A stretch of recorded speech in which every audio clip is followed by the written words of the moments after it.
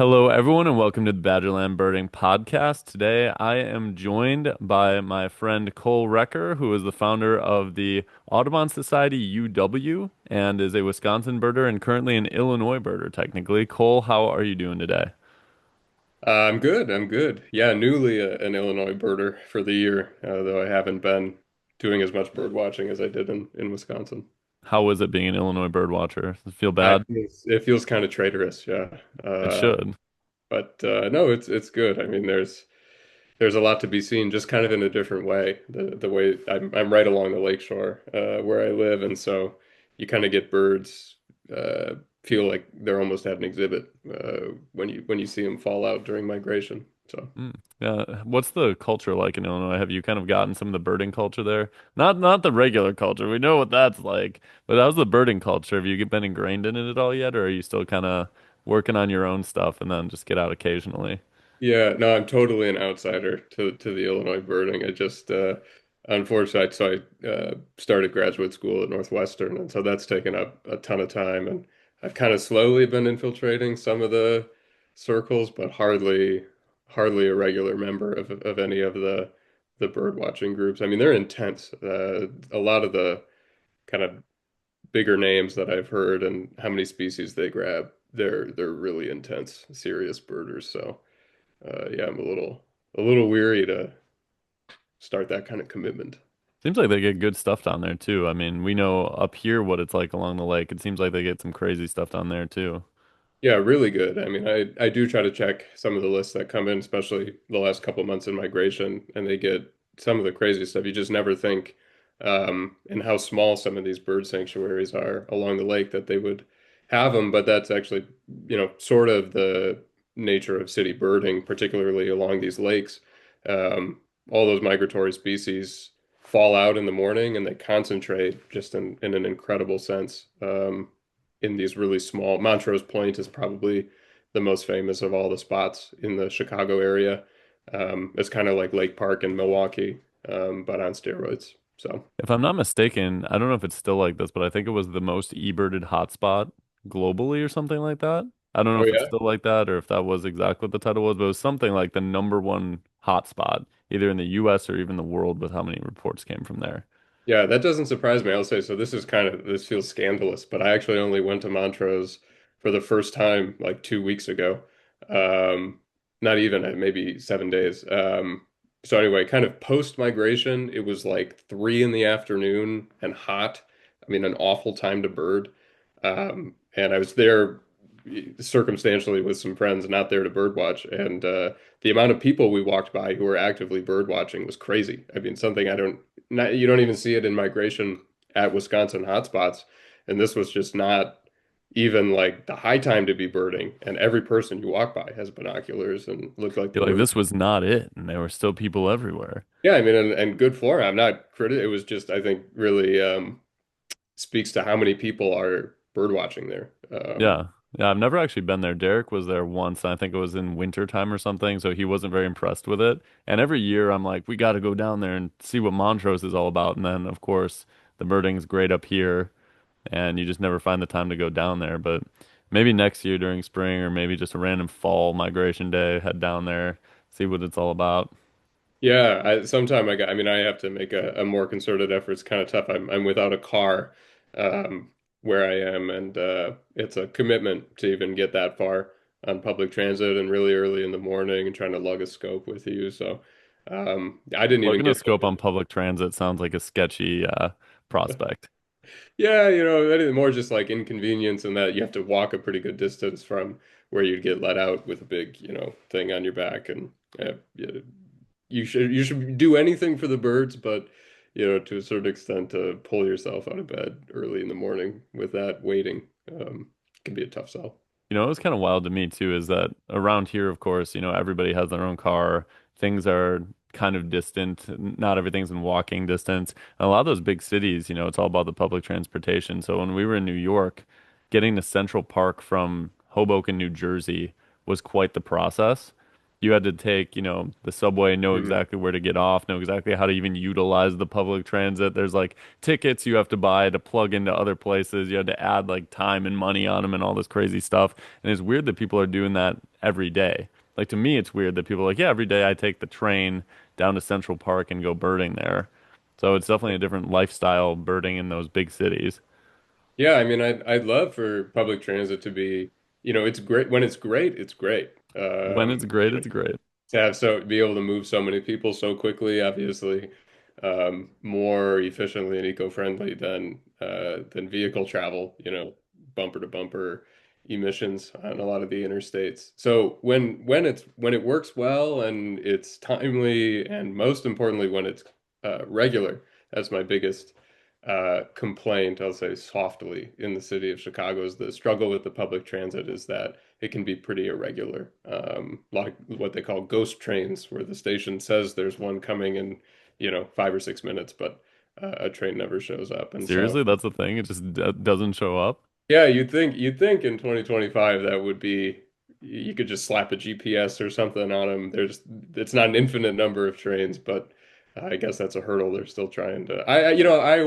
I'm sure running one of the largest transit systems in the United States is not quite as easy as I'd like to imagine, but at times you sort of think, well, maybe this could It's be like keep an eye on your trains, guys. Like yeah, yeah. they're So not disappearing. Well, hopefully they're not just disappearing into the ether. Hopefully they, yeah, I show know. back up again. It's like, yeah, Right. train number 452 has been missing for 3 weeks, just turned up, I know it. taken for a joyride. Yeah. So that is actually what it part of the reason it's been tough to bird down here without a car. As unfortunate as that kind of pairing is, that you have to drive to get places to, get some good birding in it, even in a big city that's I guess even more so in a big city that feels like the case because you got to go for miles before you escape the, urban and suburban Hmm. sprawl. Yeah. It's kind of the double-edged sword where it's cool to be close enough to things that you can walk to, but then the fact that having a car up here at least because we're not in what I would call the big city. Even Milwaukee's not really what I would call the big city. You just get in your car, drive. Something was reported an hour away, get in your car, drive for it. So Right. I I don't know what it's like to not have a car in your situation, but I feel sympathy for you. Yeah, it's new. I haven't been in a big city before, and so yeah, I grew up in Wisconsin where it is a necessity to get anywhere. And I sold my car moving down here, and it's an adjustment. But I bike a lot. I do a lot of biking. So far, I haven't been hit by anything. Knock on wood. Yeah, that's you're just asking for it. I know. I feel like every time it's like I'm setting a curse on myself. So Yeah, I only absolutely. have the bike in the repair shop one time in what like 8 or 9 months now. So Yeah, you're asking for it. I would just stop talking if I were you about how efficient and how great the biking has been. yeah. But the big reason that Cole is here today, to anyone listening, is that Cole was on our big day adventure. He's always on our big day adventure now whenever we do our spring big day. So this is an episode dedicated to the big day. We're going to break it down. We're going to talk about the intricacies of it. It was an absolutely crazy day. Also, if you're wondering where Derek is up looking for Kirtland's warblers right now and had success. He sent me some photos this morning of a singing Kirtland's warbler. He Oh, just got his OM camera. He ended up buying it. He was renting it. Well, he wasn't even really renting it. We were testing it out for a while, and he just decided to buy one. So he's pumped about that. But that's where he is. So yeah, that's some good footage to break the camera in for sure. That's a great yes. bird. I think that he really got spoiled having that camera, and then I think he just felt inadequate without it because he went back to using our regular gear that we use, and he's just like, "What's even the point?" Like he was going through some sort of depression because he didn't have the OM anymore. Hmm. Yeah, I mean that's a world foreign to me. I'm not a camera guy at all, which there aren't so many of us in the birding world, and all the power to the people with the lens. But yeah, I've been a binocular scope purist for as long as I've been doing it. Yeah, I mean, there's something kind of magical about that. Like, I don't care if I get a picture of it. I really want to see it. I worry Yeah. personally that if I ever got a really nice camera, I would care way too much about the pictures I was taking. that's just a place I don't really want to get to, is where I go out and I'm unhappy that I didn't get the exact right picture I wanted. Yeah, yeah, that's, I mean, to each their own on how they want to enjoy birds. I think obviously I benefit from those that take great pictures of birds. Because I like to look, I love a good dock shot, Love a good Uh, dog shot. I'm skeptical when there's not one, and then I'm the guy that's, making a report without a dock shot because I don't carry a camera. So, yeah, I like to have it both ways, but yeah, I just see cameras for me as a kind of another thing in between me and the bird. Another thing kind of to worry about. You got your batteries, storage, all that kind of stuff. So, yeah, I try to minimize the amount of hurdles to potentially go out birding. You're like, I want to get rid of anything that's between me and the bird. Yeah, I mean, one would say, you shouldn't even have binoculars. You should just be going out there and, appreciating with your own two eyes what you can in your ears. But Do you ever do that? Do you ever just go out without binoculars at all? I mean, y yes, in the sense that like when I'm hiking with friends or with my girlfriend in particular, we hike a lot, and I can't be doing my usual bird watching routine, and so that is kind of a naked bird watching um, experience, in that I'm trying. That's an interesting phrase. Yeah. Well, we end up going to interesting places that have new species, and so it's like I'm excited to be there, and inevitably I'll get some new birds. Recently we were in California this spring, but I can't be birding primarily. So I know I'm not getting everything I could be getting. If I were really rooting out, walking a quarter mile every hour, but. Um, it's a happy medium because I still enjoy being out there. But yeah, I would say most of my birding in the last year has actually been more like that, without binoculars, without really being able to take it in and just kind of appreciating what you can see with your eyes and ears. You do learn pretty quick. I mean, there is something to be said, and I think every birder experiences this, as you do it more and more, you just start to see the variations even in very close species in their raw movements, even without binoculars, and you can just kind of um, really quickly whittle down what you're looking at without needing to be really close, because just kind of intangibles that you pick up over time with the warblers and the vireos, and others. So, Yeah, for sure. I was gonna say too, especially this time of the year, summer, everything's really leafy. You mhm. almost don't need binoculars because so much of it's gonna be herd only. I Yeah. went out the other day, I was actually leading a bird walk at a conservancy up here, and I think 90% of the stuff that we had was herd. So Hmm. yeah, the binoculars didn't even play that much of a role. It's somewhere in the canopy up there. And to your point also about kind of just knowing what everything looks for, how it moves. If you ever go birding with somebody that's more of a beginner, you really realize how much you've picked up because you'll see stuff go by quick and you'll just be, that's one of these. And they're like, how did you know that?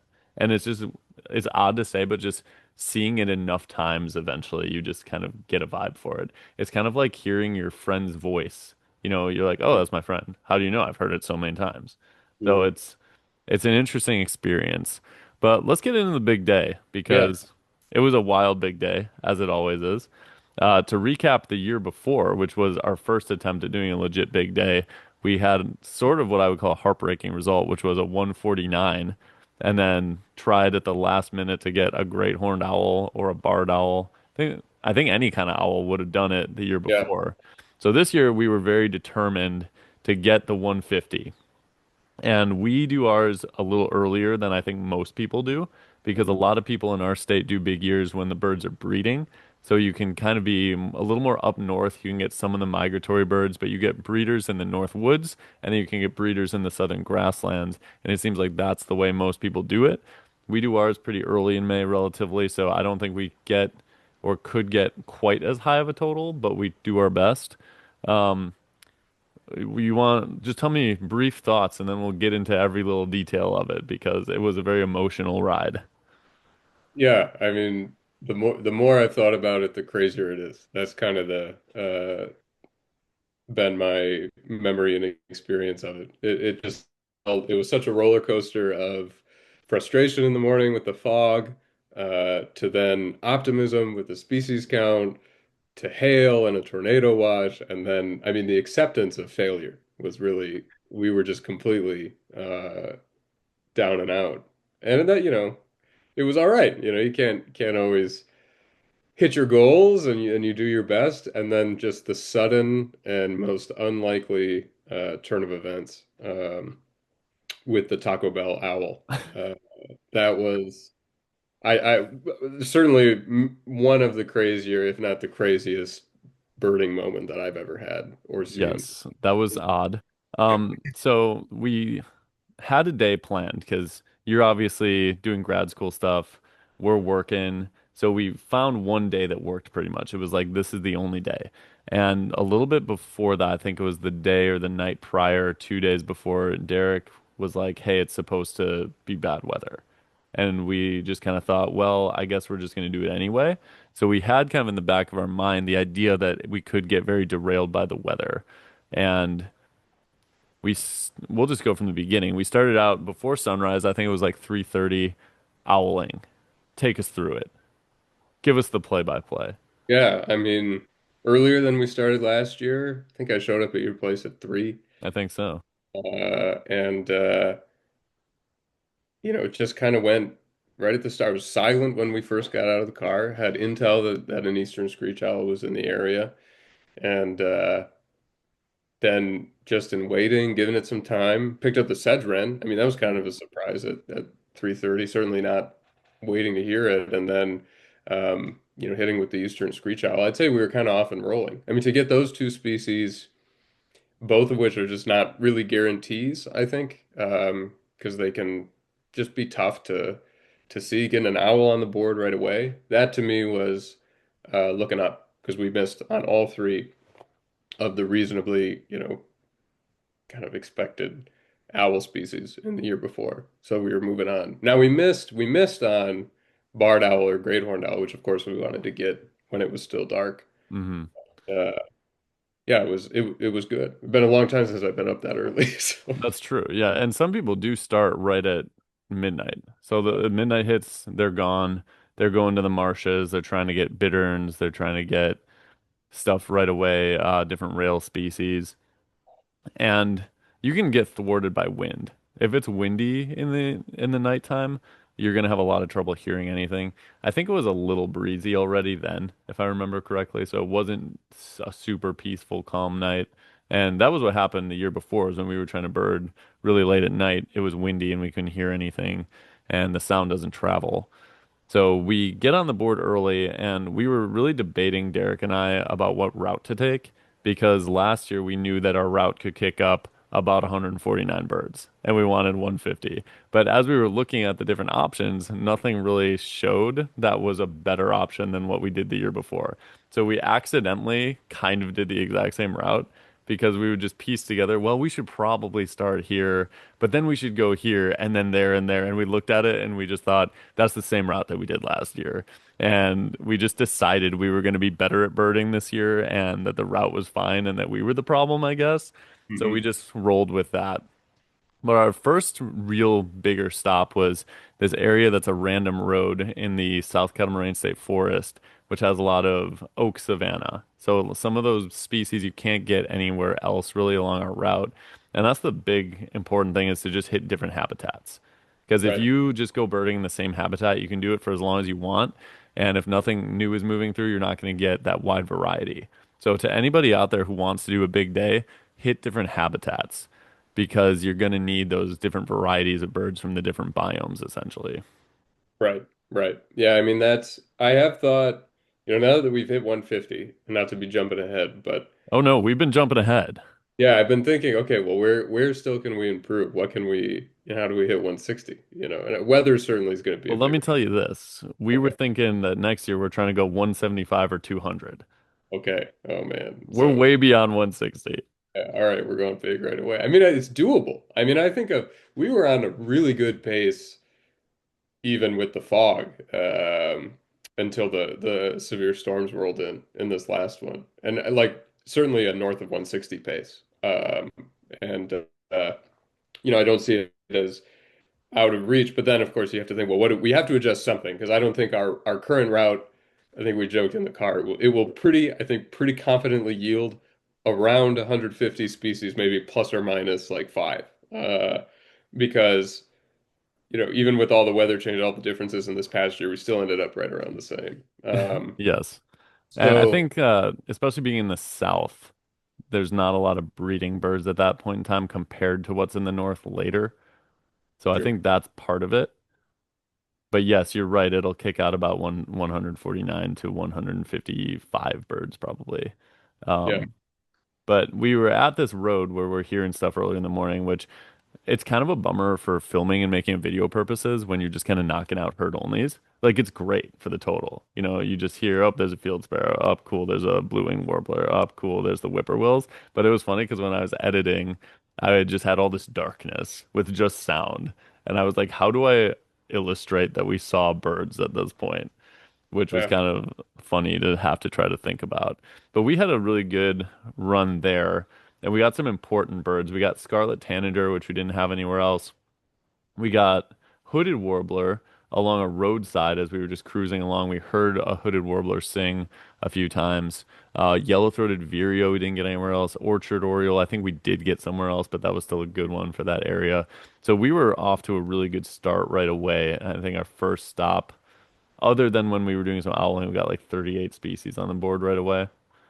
So that was a good start for sure.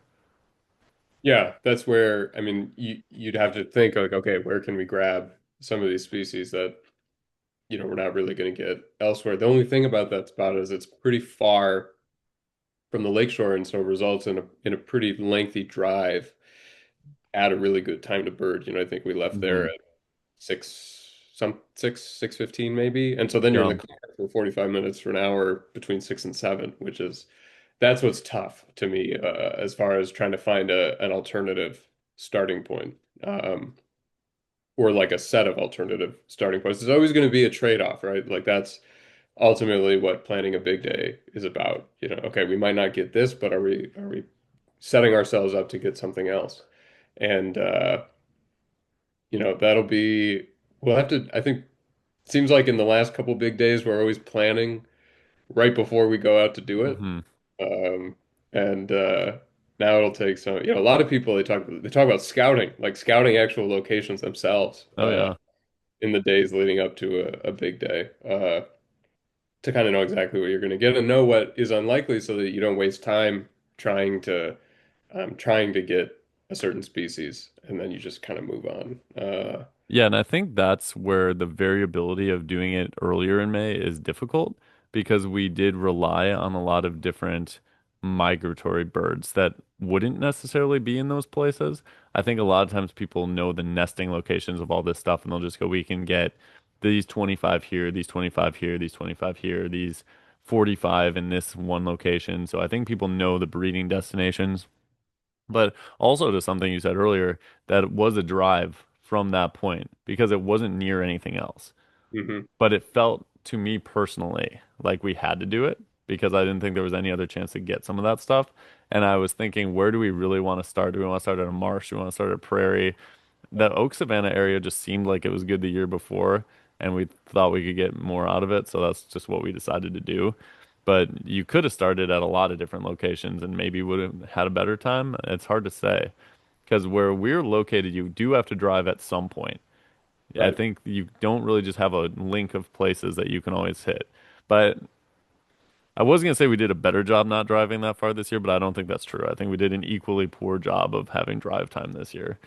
Yeah, I mean, we drove, I think, almost an identical amount. I think we just started a little bit earlier and cut out a couple of redundant spots early, so then the driving was happening earlier in the day um, to maximize count. And that's where, you know, if those storms hadn't rolled in the afternoon, we were setting up really well and could even, imagine we pick up the like 8 or 9 species that we had year one at Thompson Memorial Prairie, and then had 2, 3 hours. We could have pushed even further west. Start talk about trying to get like yellow-breasted chat, lark Hmm. sparrow, you know, prairie warbler, even yellow-throated warbler. Those are possible.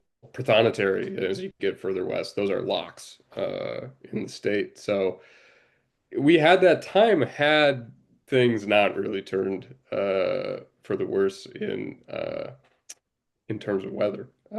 Yes. Dude, And yeah, I would say the first bad turn in weather happened when we went to Milwaukee. right. Because we from the Oak Savannah area, which is kind of like the middle part of the southern part of Wisconsin, we went all the way east to the coast, where we actually went to this beach that's called Grant Park Beach. It's also called the Oak Creek Outlet, and it actually turned out to be a huge gold mine, which I wasn't expecting. So we get there, immediately just see this black crowned night heron sitting up in a tree for some reason. I've never seen one there before. Get out of the car, and there's just warblers all over the place. So it would actually turn out to be one of our best spots for warblers. We got a bunch of interesting species. Got a knockout Philadelphia vireo. Got Caspian tern, common tern. Got a random green wing teal. I think that was our most successful stop of the day, but you could not look out over the water. The fog limited your visibility to like 10, 15, 20 feet. Yeah, I mean that place that's like the classic to me migration experience of every bush that you look in has two or three warblers in it. You just can't like you basically can't get away from looking at birds. And that's always a cool feeling. It'll only happen, to me a couple times in a migration season where you can really pinpoint that like day or two where it's everywhere. But yeah, that stop, I had never been there before. And it's so unassuming. I mean, it's such a kind of small, interesting sandwich between some industrial type areas, but produced so much for us. I think to me, that was the key spot. There's an argument to be made for Horicon later in the day, but you're kind of expecting to hit it big there with a couple species. This place, I mean, we just got out so much knocked out of the way by 8 a.m. In a place we didn't really even expect to be uh, our most important Yeah, stop. I'm looking at it right now, and I'm looking at the list. Black-Burnian warbler. We had more of those, but that was cool. Bay-breasted warbler, Cape May, um, Canada, Morning. So that was probably our best warbler spot for sure. Blue-headed vireo, Philly vireo, like I said. So that was huge, and we felt really good at that point. And so we kept going north up the coast and went to Warnemount Park, which is another one of those big-time Milwaukee migratory bird hotspots. But that place was not nearly as good. Because you usually can look out over the water there, so you might be able to pick out some interesting grebes or some interesting gulls. Or we were hoping the whole day early on to get red-breasted merganser out over the water, and you just couldn't. You just couldn't do it. There was no way. Nothing. It was so Warnemont was a bust. I'll say it just kind of bold-faced because it I think really we was. could have skipped it. I Yeah, don't think we got we could anything have interesting there. totally skipped it. The Bluebird, but we ended up getting Bluebird later in the afternoon, uh, just driving, and that was one, if you really needed it, you could pick up on a 5-minute detour somewhere. And so otherwise, I don't think we got anything there that it was so hard to even just get a Swainson's thrush. Of course, we Yep. then saw six or seven. Lansing thrush, American herring gull was one that we got there. Um, least flycatcher. So nothing that was revolutionary there, which in the past it's been a really good spot. So then we moved north out of there, which I would have probably been fine to skip that. We could have used that time someplace else in a different habitat. But we went north to Lake Park, which I think has been the best warbler spot in Milwaukee this year. And we got a few more interesting species, ruby-throated hummingbird. But we got you a life bird. We're always good to get you one new lifer warbler every year, the black-throated blue. Yeah, yeah. I suppose it'll get harder as the years go on because it is a pretty short list of You're bad. probably out of Eastern warblers you need now. Well, at Prothonotary, can you Oh, you believe still need Prothonotary? that? Come Uh, back up here. We'll get you Prothonotary. I've just never made the. See, I mean, that's like my life list. I've got some. I'm proud of birds that I've got on there. I also don't birdwatch. My life list isn't necessarily like I need this bird on it, and I'm going just to get this species. That's just not really what motivates me in a lot of my bird watching. And so there are just some weird anomalies. Prothonotary is black-throated blue was a good example where I could have just made a concerted effort during migration to track.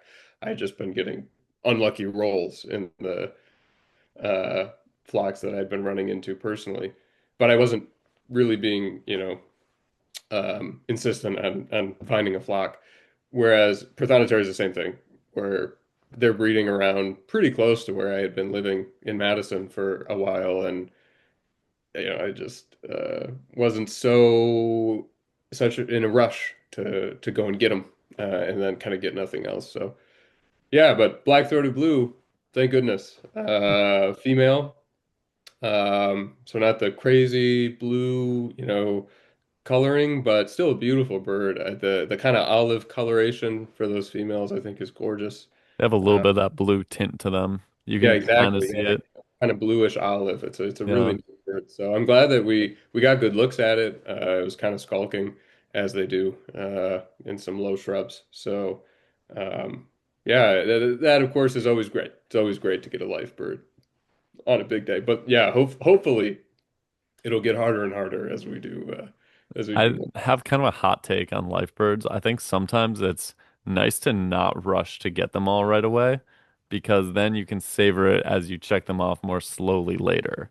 Because if you just rush out and get everything real quick, you're gonna have a really fun experience that one day.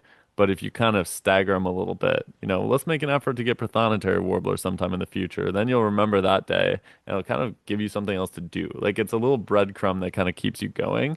If you just go out there and you're like, well, I've seen everything now. Yeah. It's kind of hollow in a way because then you have to keep going farther and farther outside of where you are to get more life birds. Yeah, no, I like that. Yeah, it's kind of like if you eat all the candy after Halloween or Yes. It's uh kind of like delayed gratification, moderation of your lifers, and eventually you'll get all the ones in your area if you put in some sort of effort. But I've found this is that now I have to travel farther and farther. There's really almost nothing that's going to show up here that would be a lifer. So now I have to go out to the west or I have to go to a different country, and it's kind of a bummer. It's kind of a bummer. yeah, no, that's this is a kind of perpetual issue I think for serious birders. I remember a great birder at UW-Madison, Jack Coulter. I had a conversation with him. We were on a county big day, Dane County big day back in 2021, I think. And part of it was just to help his county checklist because that's where for him he's a fantastic birder. He had so many species in Wisconsin. That's where the thrill was. I think the next thrill was filling out county lists because the life list was just kind of yeah you had to be traveling to really get anything on there. So you're kind of pushed to find the next whatever the next limiting factor is so you can break that, and that's tough. I mean, if that for a lot of people it is a lot of fun. It's a neat part of birding, but if that kind of takes center stage, it can be frustrating because you will kind of exhaust a lot of your options, which leaves the thrill of then getting a crazy life bird like the painted redstart that was in Spring Green a couple of years ago. I'm sure that was a new bird for a lot of people that had quite a few on their Wisconsin list. So I guess the rush there would be great, but then it becomes kind of mundane in the everyday. Yeah, I feel like people usually either really expand, they'll go from I've seen the birds in my state, then I've seen the birds in North America, then I've seen the birds in the Western Hemisphere, and then I'm going to Australia, or Yeah. they shrink in and get more specific. I've been really trying to find breeding yellow warblers in my patch for the past 5 years, and I think I'm finally on the right track. So you either get way bigger or you get way smaller and go for something different or more niche, which is funny. I'm on the process of continuing to expand, it seems. So, but yes, cool to get you a lifer. Two, last year it was Cerulean Warbler we got you, so we're always up for getting you a nice blue Warbler lifer. And that was a good time at Lake Park for sure. Then we moved to Horicon Marsh, which I didn't want to do this year because it was a long drive and it took a lot of time. But then the same thing happened where we looked at the needs list and it said all the stuff that we needed that was at Horicon Marsh. So then we did the exact same thing we did last year and drove to Horicon Marsh. On the way, the fog finally lifted. So as we got to the interior of the state, we saw blue sky, which was really nice, and got soaring turkey vulture, osprey, which we missed the year before, and then red-tailed hawk. And then we got to Horicon Marsh, the birding capital of Wisconsin. You called it. Yeah, yeah. I mean, I'll always have a soft spot for Horicon. It was the first place that I went on a birding trip when I was new to birding. That was kind of the like, was billed to me as how you get ready for this, and it was everything. I saw whooping. I was lucky to see the whooping cranes on my first visit. Saw them take off and trumpet. I mean, that was just a really cool experience. And then I ended up doing, you know, so-called academic work in my undergrad on Is this Horicon. so-called academic work? Well, I guess I hope other people call it academic. I did my best, but yeah, a year's worth, a year and a half worth of research on the history of Horicon Marsh. So, um, now I've kind of felt like I've paid my dues a little bit on understanding the place. It's a fantastic. Go listen to last year's podcast. I think I get into some of the history of I think Horicon you a little. do. Uh, Fascinating history, by the way. Yeah, it is just a crazy, crazy story. Nothing is as it seems at Horicon is what you're looking There's a at. hidden mystery there. There You're is. being So lied to. yeah, well, if that's whatever, if the trees are lying or the cattails are lying, but yeah, it's an incredible place. But of course, it's great for birds, and I could hear the reservation in your voice as we decided we were driving up there. At first, of course, it was slow. We got there and we got a couple like in some of the dike roads that go out, point and ledge roads, couple of what we would expect type species. Trumpeter swan, Yeah, Sora, black tern, a lot of stuff that lives in Horicon that's kind of specialty type stuff that is almost a gimme basically if you go there unless you're having a really bad day. right, right, exactly. So we got those, but then, as you start to get a little greedy on the other thing. I mean, it took us so long to even just see a great egret. We were on the It auto did. It tour. was odd. Yeah, it was so odd, and it started to turn into that. No whooping crane, great egret. We even struggled to get piebald grebe. It was That's we true. were, There was one coot I think we saw the entire day. It yep, was at yeah, exactly. Horicon. It was on 49, one Yep. coot. One coot. Did get some ruddy duck on 49 was good. Redhead was good. And that was the thing is that there was just so many birds that we saw there and nowhere else, or we saw listed there and nowhere else when we were checking eBirds. So we just figured we needed to do it, which I think for sure was the right choice because we got a ton of birds at that juncture. But what happens too is you look at your total and you think, okay, we're doing great. And then you realize that the problem with it is that you were doing great because of so many things that were easy to check off. And Mhm. then obviously, as that list of things you need dwindles, each one becomes harder and harder and harder to get. So you look at your total and you think, oh, well, we still have 6 hours. There's no way we don't beat that. But then you Yeah. realize, whereas before your pace was 20 or 30 or 40 birds an hour, it's suddenly going to drop to 5 birds an hour, 3 birds an hour. And that was what we started to experience. But there was a funny little run on the auto tour where it was kind of a lull, and then we heard Eastern Wood Pewee, and then people just started calling out random magic. So the whole time we were on the auto tour, we were looking for a Northern Harrier, and then I think it was Derek was just like, "Oh, we could really use a Harrier right now," and you're just like, "There's one," and you Yep. just like called it out. Then like a little while later, whooping crane just on the side of the road. Then we go further, and there's a out of season pintail, an out of season what was it? Northern Shoveler and then a Dowitcher. So all of a sudden it was bam, bam, bam, bam. And I think we left Horicon with what was it? 135, I think. Yeah, it was 135 for sure. 135. Because yeah, I mean, that felt like 15 species to go at 2 p.m. For the goal, 15 species for the goal at 2 p.m. driving to Dane, where you can reasonably expect to be pulling a lot of those prairie birds at Thompson Memorial, 7 or 8 species worth, and then going from there. And we had hardly been uh, looking at shorebirds. That was the other big bucket that we hadn't tapped yet, and we were expecting to check out, Nine Springs at in Madison, some of the kind of perennial ponds on the north side of Dane County. We ended up at Sub-Zero, of course. I mean, you have all those options open. It felt so good. Hmm. And then, and I want to follow, I liked the, 60 birds an hour or 50 birds an hour, characterizing the speed that you're birding at. We're going at 60 birds an hour. That's good. That's what it is. That is what it is. Early in the day, you're going 60 birds an hour, and then you're going 2 birds an hour Yeah, as they exactly. trickle in later. The Right. But the other it thing, still felt really good. Starting to dry. Oh, go ahead. the other thing I was gonna say is that there's a hidden factor too, which is we always bring it up as a joke, but the morale. How high or low is the morale? Because when the morale feels high, you're ready to go. You're thinking that you're gonna achieve this goal and you're pumped and it pushes you on. And when the morale is low, you just kind of want to quit. So it's just up and down all day, trying to stay stable while you have no sleep, very little food. You're probably dehydrated. You've probably been holding in a bathroom break for the past 3 hours. So there's a lot of factors that you have to take into account. I did not get any sleep the night before. If I could do it again, I would plan the entire week as if I was running a marathon. Yeah, you got to adjust the sleep schedule. I got barely any. I'd say I got maybe like an hour and a half or 2 hours before. That's maybe even generous. But yeah, it's an exhausting day. We probably could plan. I mean, Derek at least had some provisions ready. Oh, he did. Yeah, he was the most well prepared out of everyone. I also have to say that you have to act as an actual team too. You have to lift each other up physically, spiritually, emotionally to make sure that no one on the team breaks.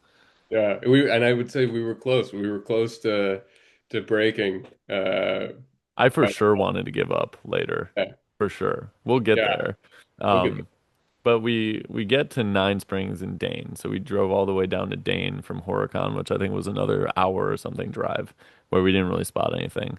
Get Chimney Swift right away, get a tornado watch right away. So all of a sudden the clouds are coming in and there's an actual tornado watch happening. We stop at the Peregrine Falcon nest box. Don't see the Peregrine Falcon, but then as we're driving away, you spot it up in the sky soaring. Huge spot. Kudos to you. MVP for that one. So we got Peregrine Falcon. Then we get to Nine Springs. It absolutely pours and has grape-sized hail. Yeah, that's a good grape size. I'd say it's about. I mean, pretty good hail. But it's been a little while since I'd seen hail that large. It was a good hail. One part that stuck out to me is I went outside to get some of the hail because I was just so fascinated by how big it was. So I go pick up some hail. As I'm coming in the car, I put my head in first. I hear something smack the car super hard. It would have just got me right in the head if not for the fact that the car door frame was there.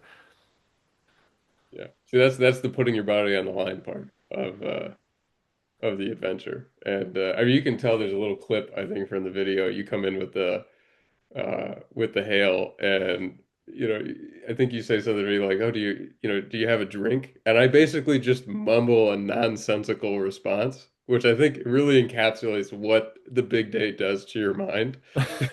You just kind of lose any like snappy wit, or your mind is just in fog from not sleeping and then the constant kind of sensory overload of all the birding. And just that little, like, I watched it back of just that little segment, and I'm like, wow, I sound not great. And apologies to the viewers listening. The quality of my voice now is not great. I'm still getting over a cold. Um, but yeah, that moment, it did kind of feel like a turning point. Talking about morale, where it started to really pitch down. Yeah, for sure. You have to try to keep your spirits up in that instance, but we didn't know how long it for sure was going to rain because what kept happening is it wasn't storm fronts that were just moving from west to east. It was storm fronts that were forming. Yeah, So you would see clear radar and all of a sudden a storm front would just build itself up out of nowhere. So we got out and we tried to bird at Nine Springs and we got, I think, 3 species. And then thunder starts crashing. You're holding a metal scope and we just needed to get back to the car. And we didn't see that many birds out there anymore anyway. And at that point, you're thinking, do we just stop? Is it going to rain the rest of the day? Are we going to get a much lower toll than we did the year before? But instead, we kept going west and we found that place called Sub-Zero. I think you knew about it already, didn't you? yeah. It's a shorebird spot in Dane County that it's not quite as great as Nine Springs, I don't think, but I mean gets really regular visits. Obviously, gets some great birds that decide to use that mudflat as their staging area for travel. And so seeing the sunlight in the western sky, that was just I think, what we decided to do. But of course, we get there and just the wind So is much wind. unbelievable. I mean, I have a pretty heavy scope, and it was absolutely strong enough that if I wasn't holding the scope down, it would have blown over. Hmm. And yeah, that was quite the spot. We're walking out on that little kind of man-made mound. It's covered in thistle and Oh, you all stuck your kinds hand of awful into stuff a stinging. stinging nettle. Yeah, well, I fell because it's this kind of like, it's this pitch slope, and I've got the scope on one, the wind's blowing relentlessly, and my foot slipped, and I was up really quickly, like I caught it and went straight back up, but my hand went straight down into what must have been a mix of stinging nettle and thistle. Thistle, yeah. Uh, and so, yeah, only as I pick my hand back up and look at it to see really quickly the red rash in the middle of my palm uh, forming. But then the great naturalist tip from, I don't know, you or Derek, that truly, if you spit on it, the saliva, the compounds in saliva break down the stinging nettle. And they really do. I Googled it. Of course, I spit in my hand, no questions asked after Of you use it, course. but Googling it after, and it definitely helped. I mean, it absolutely is not a gimmick. So that in another way, saving the big day, because otherwise, it can be a pretty nasty for about it. It can get really It can itchy be and annoying for sure. Yeah, it can be painful and itchy. They say you can actually just put stinging nettle in your mouth and that it won't sting you because the saliva breaks down whatever it is. I don't know if it actually breaks down the little needles that poke into you or if it just breaks down the compound that's in it that causes the itching and burning. I've never been brave enough to try it.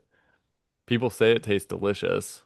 yeah. I'm Well, I've heard it's got medicinal qualities, like real legitimate helpful things in the world I'm not super familiar with, but I want to try it at some point. I would like to actually, go pick some with some gardening gloves or something and a scissors and just boil it and see what it tastes like. But yeah. kind of scared because I've gotten it on my hand before too, and it does not feel good.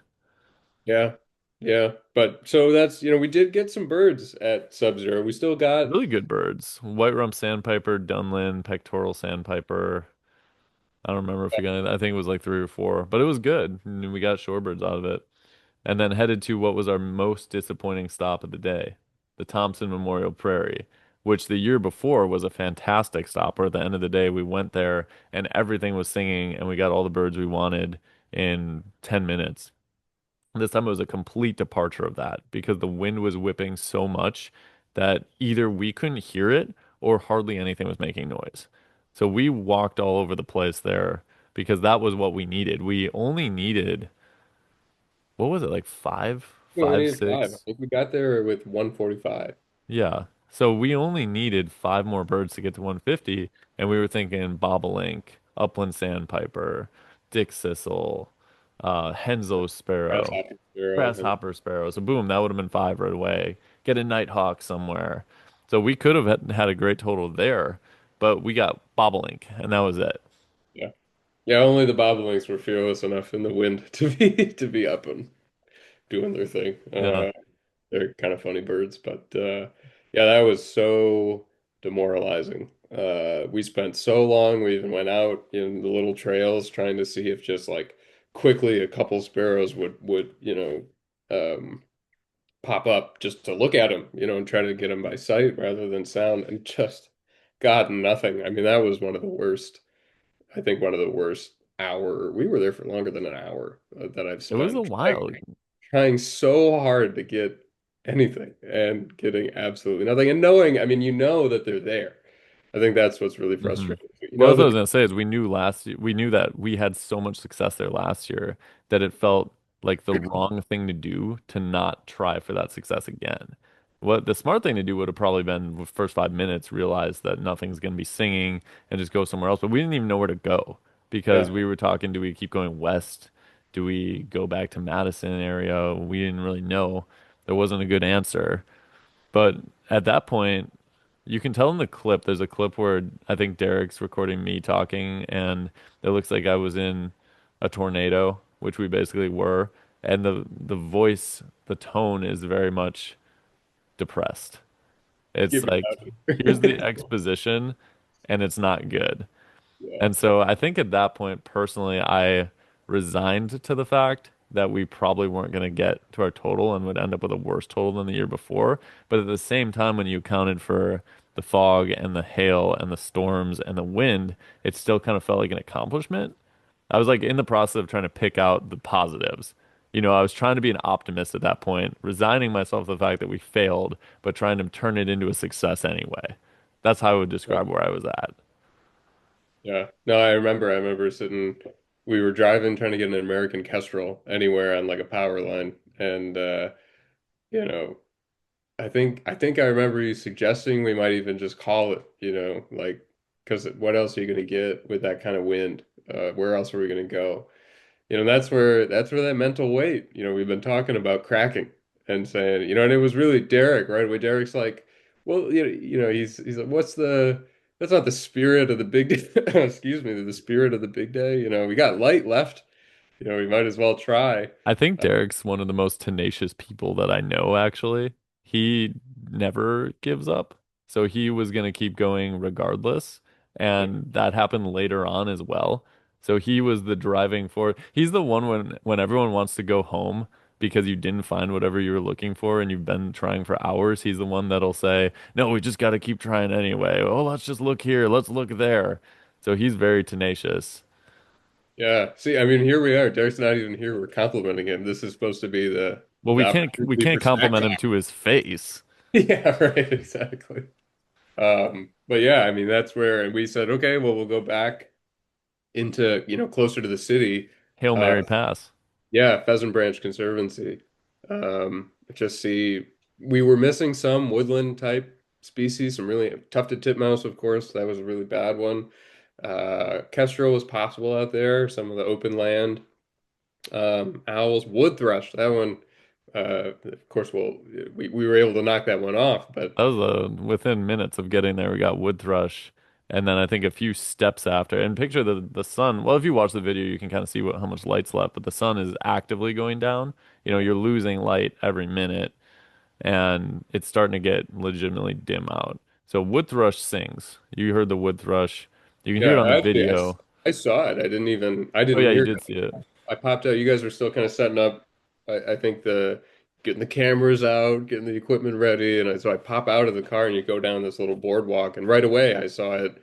They're by sight. They're a pretty obvious bird even without the binoculars, and it's up, down in some of the bushes. And I point at it, say wood thrush, and keep going. And I think Yep. you guys ended up hearing it. But that's where you feel that pressure too with the light going down. You're just kind of trying to maximize, and then not 3, 4 minutes after that we're walking in the higher oak woods and barred owl. Yep. Boom. Just 146, 147. And yeah, then you're thinking, could you get Nighthawk, Titmouse? Then you need one more. What would it be? Kestrel in the prairie. yeah. There was, there is some water. You could get lucky with like a hooded Oh merganser. yeah, we were thinking of hooded merganser because somebody reported a hooded merganser there at some point. Pheasant Branch, because I doubt many people, especially people that haven't been in Wisconsin, know it's a really good place to go birding. It has several sections to it. So it has an open prairie section. It has a wooded section. It has even like a residential section, and it has a really forested section with a river or creek that runs through the entire thing. So even if something's reported there, it can be hard to pinpoint exactly where it is because it's a large area. But we kept Yeah, walking into the prairie, hoping that something was going to show itself. And as we were leaving, Nighthawk goes overhead. So now we're at 148. And last year we got 149. And last year when we were at 140, we were at 148 last year actually. We something like tried to that. get a Virginia rail and succeeded, got to 149, and then could not get anything else. And so the whole day felt like it was just a repeat of the last year because we're leaving Pheasant Branch, we're leaving the light with 148 birds again. Yeah, yeah. That's exactly. I think I remember you saying as we were walking. Now as it got dark, tough to titmouse is just out of the question at that point. And it's like, man, this is right where we were, and that's where we actually resigned ourselves to our fate. And Not, well, Derek not again. totally, because I remember I put the map quest in and see that it's taking us by, the preferred route is going to take us by Cherokee Marsh, which is where we ended, got that Virginia Royal last year. And I'm Hmm. like, I remember I said, look, it's like 2 minute detour. It's literally on the way. We'll just give it 5 minutes. If we don't get the owl, if we don't get a great horned owl, we'll call it. And so we Hmm. go. It felt so eerily similar to last year. It was windy again. Yeah, it's windy. We're at 148 and we're at Cherokee Marsh in the dark. And but we didn't, spend 30, 40 minutes trying to get either rail or great horned owl. We just didn't get the great horned owl. And even, I remember we filmed the end, right? We Like did, yeah. filmed the last, like, what a great day, we Too did our bad we couldn't do it. Oh no, the Couldn't weather. get it. Yeah, I mean, just the kind of that's where everything gets so funny to me. And just and Derek again comes in not with a bird related comment, but he said, "Well, let's at least get some food." Um, stop at like a gas station. We had already had a quick trip lunch, and so I said, "Well, okay, if we're gonna like stop at some gas station, we can at least, you know, go up a little bit in quality. Why don't we stop at Taco Bell?" Yep. So Debatable if the quality's any better, but I'm not gonna lie, Taco Bell, I absolutely love Taco Bell. It's like one of my favorite fast food places. yeah, it's And a I don't care what anyone thinks about that. I I still love it. yeah, But we go to Taco Bell and I don't even know how to fathom the low percentage of what happened. Like I don't see why this would be a defining moment in life. You know, like how some people say that miracles happen that kind of push you in the right direction or something, or some twist of fate happens that alters the course of your life. I don't see how this is going to do it. But we go to Taco Bell. The timing of this had to be very precise. We couldn't go inside because it was too late, of course, but the drive-through was still open. We spent a little extra time because you needed to read the menu. So you're reading the Taco Bell menu, taking like a few minutes doing that. We get our food. We pull into a parking spot because we wanted to just eat there because Derek didn't want to eat while he was driving, I presume. Derek goes, as we're pulling in the parking spot, we're here to get the great horned owl, as of course I'm 100% joke because the great horned owl would never be there. And I'm looking out to the right as I'm eating. There's a sign for Menards, which is a hardware store in Wisconsin. I don't know if they have Menards anywhere else, but I see something land on the sign. And I'm like, all right then. And I said, hey guys, I just saw something land on this sign. I think it might be a great horned owl. And then yeah. you guys popped your heads out, and sure enough, it was a great horned owl. You could see the ear tufts, and we got great horned owl at Taco Bell inexplicably. Yeah, I mean, I'm in the back seat, and so I can't see. It's to the right, and I'm in the left, behind the driver's seat, like Crunchwrap Supreme in one hand, Of and course. I could just see the very tail feather. I mean, just the very tips of the tail feathers, and that it's a bird of prey. And I remember I said, okay, I'll get out. I opened the door, and I said to Derek, I'm gonna get out and go around the back of the car. You watch the front of the sign if it flushes. And that was exactly what happened. I get out as soon as I basically pop out of the vehicle. It takes off in the point that I barely saw it, but Derek, and I think you probably had a view from the seat, the passenger seat as well. You both get it right in front of the sign as it flies off, and I mean, just unbelievable. It's just one of the most. I tried to think like, have I ever? Of course, you like when you're just living life, you come across some like random good birds, but this is like the stop off the interstate. It's like a commercial, like a suburban There's no commercial woods area. there. There's no wood. There's nothing. I mean, there's Taco Bell and Menards, and there's I think a Kohl's department store there, and like, I think a lot of you or listeners, you can picture this kind of place in Middle America, the placeless Middle America. I mean, I don't think in my life that I have ever seen a great horned owl in any of the like randomly ever. And it lands there at that point. It's like 10:30, I think, and is it just saves the big day. Absolutely, it was over. I mean, we figured it was over. Yeah, I don't have an explanation for why this happened because that great horned owl probably has only landed on that perch one time in the last month for 2 minutes or less. And it happened to be the time we were doing a big day, still needed a like, think about how it wouldn't matter if we got great horned owl earlier in the day and it was just a repeat bird. You know what I mean? It's like the weird odds that that event would take place was kind of mind-boggling. And I don't know why it would take place because it doesn't really matter in the long run if we got 149, 148, or 150. But to us, it really did matter. So we're at 149.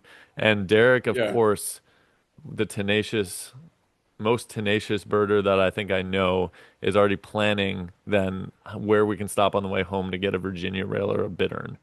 And so we go to a marsh in Waukesha. Technically, I think part of the same marsh we started the day. We walk out down to the cattails and get a Virginia rail. And somehow, against all odds, 150. Yeah. It was pure. It was almost instant. We go down and just there it called. There's a full call, It was, yeah. not even just a little connect. And like it's pitch black and just all I think I remember seeing Derek replay the camera. I mean just pitch black and you just all of it. Yeah. Everyone Just- freaked out. You're imagining from the perspective of the Virginia Rail.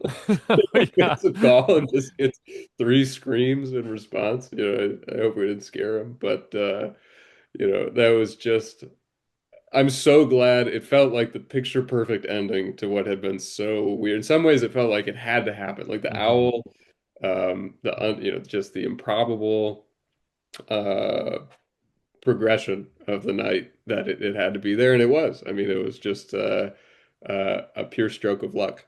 And like you said, completely. It's funny because it's just this completely like meaningless number that we've set to meet, and so there's no great deeper meaning to any of it, but it worked out in the perfect way where it was very very meaningful to us, and that was yeah, it was just crazy. I mean, it's 11:45 at that point. We've been up since 3.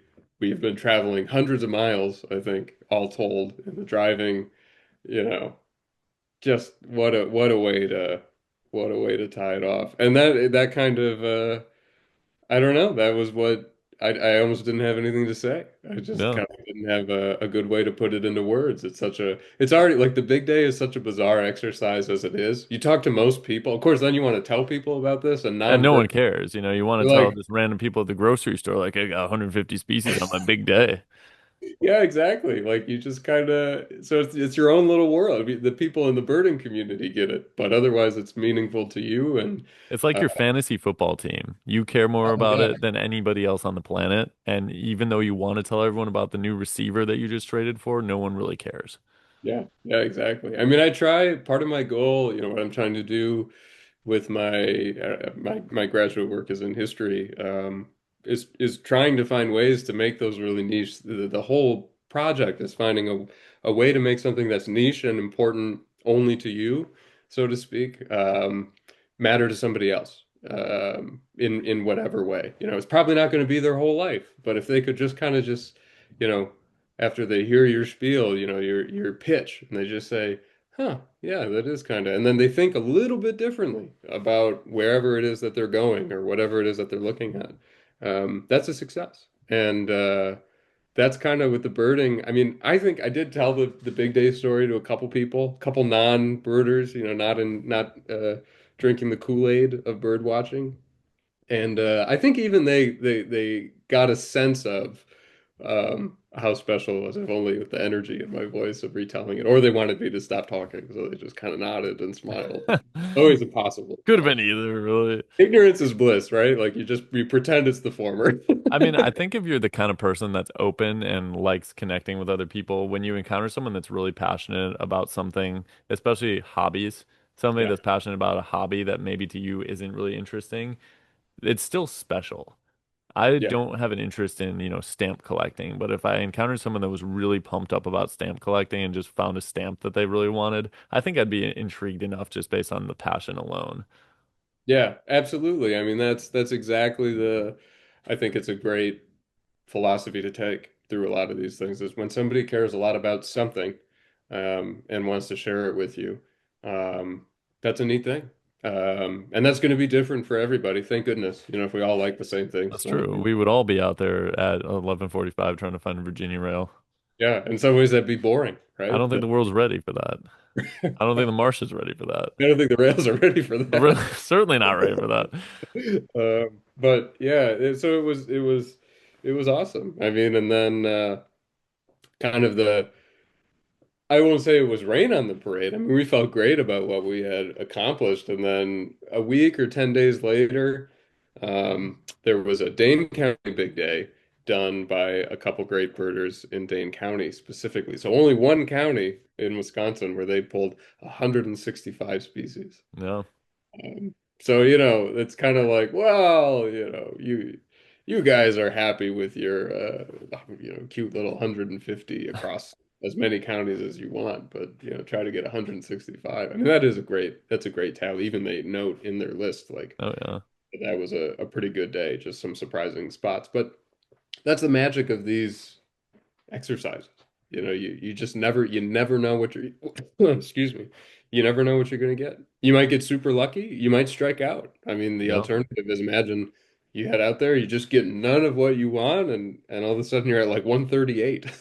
I mean, you could. I think the first time I tried to do any semblance of a big day, I had no preparation, just kind of went out at like 9 a.m., and was just, I'm going to do a big day. We'll see what happens. I'm just going to bird until I don't feel like birding anymore. I think I got 101 or something. So this was by far, well, not by far because we got 149, but this was my best total ever at 150 in a day. But kind of to the point that you were saying, there's people out there that have done big days in Wisconsin that have gotten over 200 this year. A little later in May, people got I think like 170 something or Oh 180. yeah. So there've been some good ones as the season goes on. As I said, it becomes easier. Think about times of year if you were doing a big day like we do on the first of the year too, which you should come along sometime. You can do Yeah. that. Big day is fun.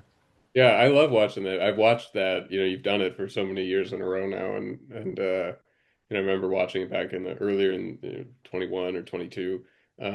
That's such a great, if anything, I think I would almost like that more. It's That trying to shorter. trying to just hit, yeah, it's shorter certainly with the daylight, but even just trying hard to get 50.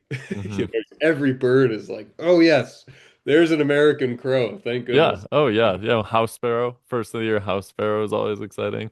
It's a Yeah, totally different dynamic because the point I was trying to illustrate is that you're getting 50 birds and feeling great about it January 1st. You're getting 150 birds and feeling like you could have done better in early May. So there's that funny dichotomy there that is all really dependent on the seasons and the weather. And I do think we probably would have gotten closer to 160 if not for the weather, or yeah. maybe even surpassed 160. Yeah, I think pretty confidently. Had the weather really cooperated throughout, no fog in the morning, no wind in the middle of the day, certainly no wind in the evening. I mean, it's always easy to say, wow, Well, that's but what's nice about it is we can just, yeah, of I think course we were going to hit probably 180. yeah, that would be tough. I'm trying to think of like which species were likely that we missed because of the Red-breasted merganser was a big one. Tufted yeah, titmouse was one we certainly could have had. yeah, Kestrel was one we certainly could have had. If we got all that stuff done, we could have gone west and gotten a handful of different birds there as well. So there were some things that were left on the table, or of course, if you get more time allotted, you could have ended up getting, 10 extra ones, 20 extra ones. yeah. So that's I think always the game you play when you're done. How could we have done better? What are we going to do next year? We're gonna do better. We're probably gonna have to go later, and we're gonna have to hit like Green Bay in the North Woods. Yeah, yeah. You don't have to go super far north, and you start to get a few locks that you just can't get kind of below that.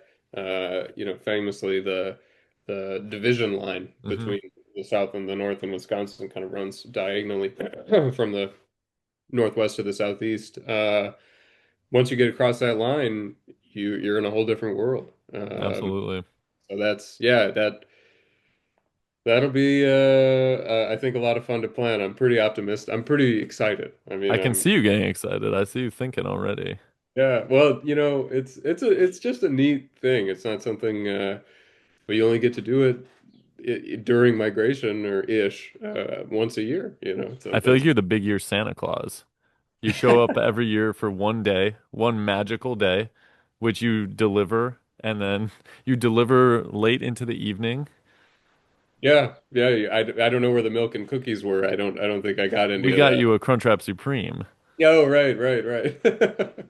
Yeah, a Crunchwrap Supreme and canned coffee. That's Yes, exactly. the I don't equivalent. that's the meal of the big day Santa Claus. Yeah, exactly. Derek mentioned kind of a neat idea. He mentioned the idea of doing like a quarterly big day, Mm, uh, which would be really cool as a as an exercise in, because one of my interests is not just in bird watching, but understanding, the environment and ecology broadly, and understanding birds and how they factor into that. And doing a quarterly big day, or just anybody, anybody listening, thinking of going out about once a season and spending a lot of time bird watching, looking for a lot of species, going to a lot of different habitats, and then thinking about over the course of the year how that's changing. What bird, of course, the what birds are you seeing? How is that changing? But also, what are they doing? mhm. Are they active? What do they look like? Do you see young? Now you're starting to get into the world of really, phenology is the term, right, for watching changes in nature and in the seasons.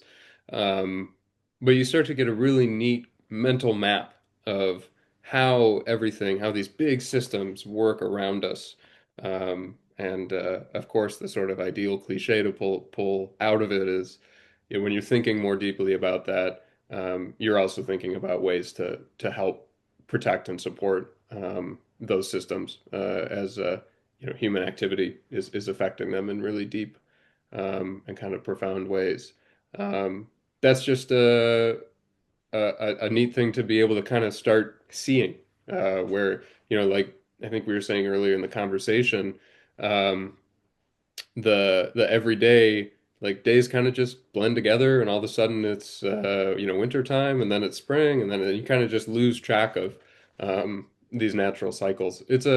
Birds are one of the best ways to watch those cycles happen in real time slash Mm. seasonal time. I don't know quite the perfect words, but that's why it's always fun to get out and do this in the spring. It's a great time. It feels tense, it feels like the stakes are high. Hopefully that's palpable in the video I tried to documentation. capture it. I But tried. yeah, I think so. I mean, maybe because I was there, but yeah, it was great to be able to relive it, so to speak. And I hope folks enjoyed watching it because it's a neat thing to do. So definitely, if you ever have the time or effort or whatever extent, even if it's just, hey, I'm going to go bird for 5 hours in the morning, and see as much as I can, do it. You don't have to be some professional. You don't have to even be able to identify or feel like you can identify every single bird. Just see as many as you can see, as you can identify. I think it's a really kind of gratifying experience for Yeah, anybody I would to add to that too. What's fun is if you make a tradition out of it. So we've done this 2 years now with you. I would say it's become a tradition already because we're planning on it in the future. First of the year birding challenge is a tradition. We as humans are creatures that really enjoy our culture. And you can create something like this as a part of your culture with your friends, with your family, and you can pencil it into the calendar every year and it gives you something to look forward to. I think there's something, it feels safe about next year at this time, we're going to be doing it again. And we know that regardless of what happens, we're going to make new memories and we're going to have interesting experiences. And I think that is very comforting as a human. And I think it's a great way to tie in birding in a personal way into your life. yeah, absolutely. I mean, I think that's a perfect encapsulation of what it is, what the big day can be The big for, day boys, yeah, the big big day day back on boy. track. Yeah, it is. I'd say it's back on track and uh, ready for the future. I was going to say Back to the Future, but that Back to the feels, future. So I'm going to pencil you in for a fall big day then. yeah. Well, it would be. I've never done a fall big day. We've done like a couple fall rarity chases. We've never done a full on fall big day. Well, it'd be so. I envision it being really tough because Probably. you're not getting nearly as many vocalizations. Even the birds that you're seeing are.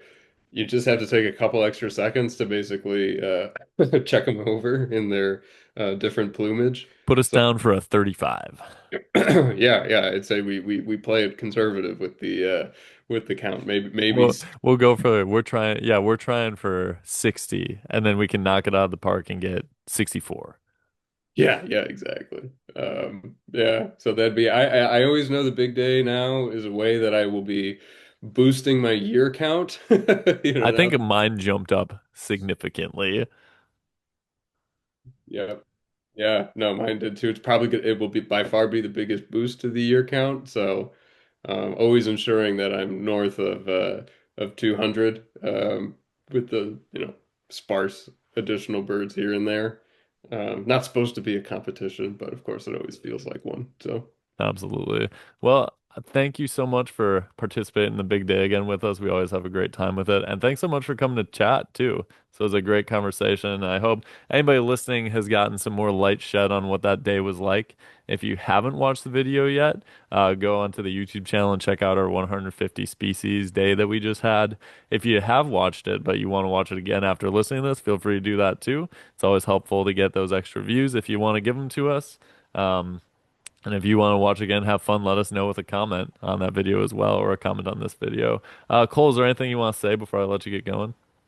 no. I'd say just thanks for inviting me along. Starting what I look forward to as an annual tradition. It's great to be around and be very briefly part of the community. It's really neat to watch your channel grow. So yeah, I just extend my gratitude both to you and Derek and to all the listeners and viewers in the Badgerland birding community. It's a great thing to be a part of. So thank you. Appreciate it. And thanks to everyone out there for watching and listening to this episode of the Badgerland Birding Podcast.